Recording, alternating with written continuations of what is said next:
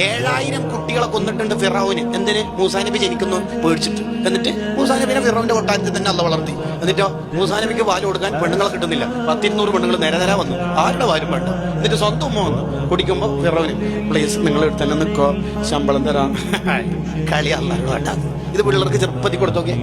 സൗർ ഗുഹയില് ശത്രുക്കൾ ഇങ്ങനെ വന്നു നിന്നു. സിദ്ദീഖ് റളിയല്ലാഹു അൻഹു അടക്കം പറഞ്ഞു, അവരെങ്ങാനും അവരുടെ കാലിന്റെ ഭാഗത്തേക്ക് നോക്കിയാൽ ലറാന നമ്മളെ കാണും നബിയെ. മുത്തിന് എന്ത് നബിയെ പറഞ്ഞത്? അവരവരുടെ കാലിലേക്ക് നോക്കിയാൽ മതി. മറ്റേത് വലിയ മെഷീൻ സംവിധാനം കൊടുക്കണ്ട. ലറാന അവരിങ്ങനെ നോക്കി നമ്മളെ കാണും. നമ്മളെ എങ്ങനെയാണ്? മുമ്പിൽ സമുദ്രം, ബേക്കിൽ ഫിറൗനും ശത്രുക്കളും. ഒന്നിച്ചിരിക്കുന്ന ബനു ഇസ്രായേലുകാർ വോൾട്ടേജ് കുറവാ. അവര് പറഞ്ഞു ഇന്നലെ തുടങ്ങും, ഇപ്പൊ മൂസാ നബി കല്ല പിടിക്കൂല.